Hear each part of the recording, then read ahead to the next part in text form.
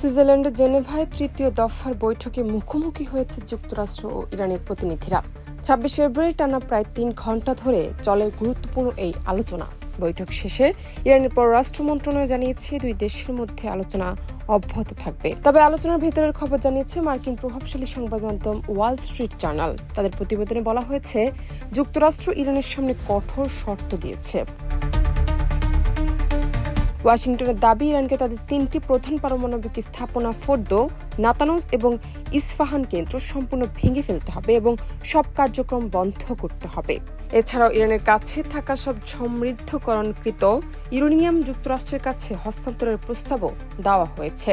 শুধু তাই নয়, ইউরেনিয়াম সমৃদ্ধকরণ শূন্য নামিয়ে আনার শর্ত দিয়েছে যুক্তরাষ্ট্র। তবে চিকিৎসা ও গবেষণা সংক্রান্ত সীমিত ব্যবহারের জন্য তেহরানের একটি চুল্লিতে অল্প পরিমাণে সমৃদ্ধকরণের অনুমতি দেওয়া হতে পারে। এর বিনিময়ে ইরানের উপর আরোপিত কিছু নিষেধাজ্ঞা শিথিল করার আশ্বাস দিয়েছে যুক্তরাষ্ট্র।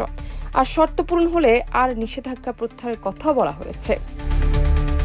এদিকে যুক্তরাষ্ট্র প্রেসিডেন্ট ডোনাল্ড ট্রাম্প হুঁশিয়ারি দিয়ে বলেছেন, যদি ইরান চুক্তিতে না আসে তাহলে সামরিক ব্যবস্থা নেওয়া হতে পারে। এরই মধ্যে মধ্যপ্রাচ্যের রণতরী সহ ১ ডজনের বেশি যুদ্ধ জাহাজ মোতায়েন করেছে যুক্তরাষ্ট্র। তবে শিগগিরই সেখানে যোগ দিচ্ছে বিশ্ব বৃহত্তম রণতরী ইউএসএস জেরাল্ড ও ফোর্ড। বিশ্লেষকদের মতে, এই আলোচনা সফল না হলে মধ্যপ্রাচ্যে নতুন করে উত্তেজনা তৈরি হতে পারে। জানাত নিপু, দেশ রূপান্তর।